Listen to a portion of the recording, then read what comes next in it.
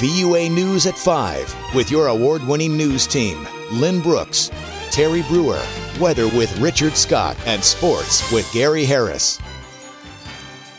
Coming up in home team weather, watching shower storms northwest of Alabama moving into northwest corner of the state. Now these are severe. Will they reach Tuscaloosa, and how far south will they track? Your forecast is straight ahead. We're looking back at a milestone in Alabama's history on this 49th anniversary of the Stand in the Schoolhouse Door. We'll take you live to Foster Auditorium at the University of Alabama. And today kicks off a special week dedicated to men. It's all part of National Men's Health Week. An expert on heart disease will join us live in our studio. And we're glad you're with us tonight. I'm Lynn Brooks. And I'm Terry Brewer. Today marks 49 years since a major moment in Alabama history, the Stand in the Schoolhouse Door at the University of Alabama. This year, one group of students at UA is remembering a lesser-known name who was a big part of that day. WVUA reporter Daniel Sparkman joins us live from Foster Auditorium with more. Daniel.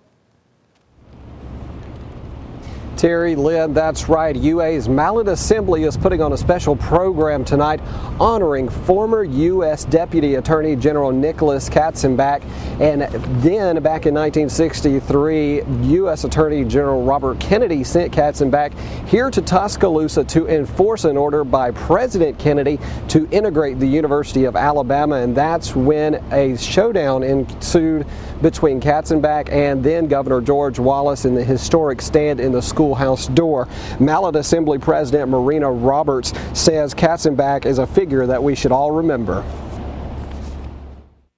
The Stand in the Schoolhouse Door, whenever then Governor George Wallace, was trying to block the integration of the university, and Mr. Katzenbach was the deputy who came to UA to facilitate the integration and to sort of stand up to Mr. Wallace.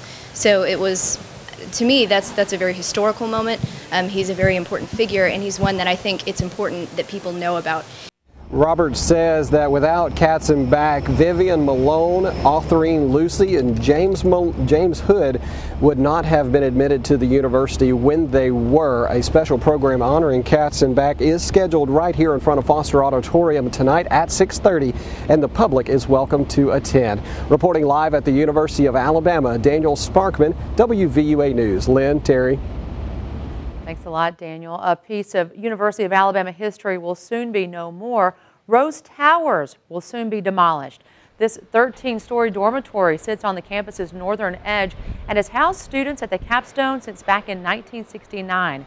It is coming down to make room for the second phase of the North Bluff residential community. That project includes 4- and 2-bedroom apartments with common living rooms and community kitchens. University of Alabama officials say the date for demolition is set for 4th of July. On your Crime Watch this evening, WVUA is covering Montgomery County, where a hunt is on for a murder suspect.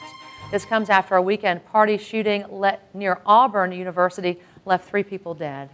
3 other people were wounded. Now there's a $15,000 reward. Police are looking for 22-year-old Desmonte Leonard of Montgomery. He's accused of opening fire Saturday night after getting into a fight over a woman. Leonard is facing 3 counts of capital murder.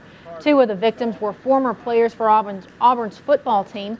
Officials say Leonard is believed to be in the Montgomery area. Authorities say they have arrested 2 other men for hindering the investigation.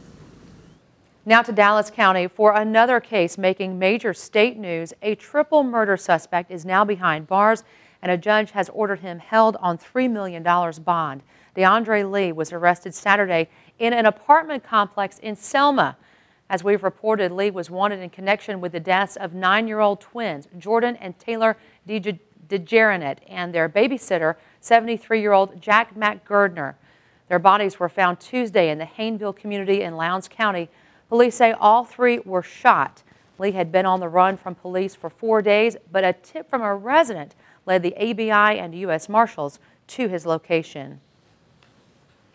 Now to an update on Tuscaloosa County Crime Stoppers. Thanks to this weekend's Poker Run motorcycle ride, the reward fund has thousands more dollars. Tuscaloosa Police Sergeant Brent Blankley says the ride raised around $7,500 Saturday. Crime Stoppers allows people to give tips to police anonymously. Since it started back in 1989, Crime Stoppers has led to more than 1,100 arrests. If your tip leads to an arrest, you may be eligible for a cash reward. That money comes from donations, but recently that fund had dwindled. And you can still make a donation to Crime Stoppers. Just drop it in the mail to this address, Sergeant Brent Blankley at 3801 Mill Creek Avenue, Tuscaloosa, Alabama 35401. Artist Daniel Moore may soon be headed back to court over his Alabama football artwork. A federal appeals court has ruled lower court should take another look at a case involving his images of University of Alabama sporting events. Today, the 11th U.S. Circuit Court of Appeals upheld parts of a lower court's ruling, reversed others, and sent the case back to a district court. The University of Alabama had claimed Moore's artwork violates the school's trademark rights. The two had a falling out around the year 2000, and 5 years later, Alabama sued Moore. In Pennsylvania, a former Penn State assistant football coach Jerry Sandusky's trial started today. Prosecutors told the jury Sandusky was a, quote, predatory pedophile who groomed boys from broken homes for sexual contact. But his defense attorney called the prosecutor's case, quote, flimsy, saying the young men who will testify are accusers, not victims, and some have a financial interest in the case. According to the grand jury report, Sandusky sexually assaulted 8 boys over a 14-year period, including allegations he raped one boy in a shower at Penn State. Now to Baldwin County, where some of the coastal communities are under a state of emergency after nearly 22 inches of rain. We've got video of the scene in Bay Minette after heavy rains flooded the region. Emergency crews spent part of the day rescuing people from flooded homes. More rain is expected, but not anywhere near what soaked the region over the weekend.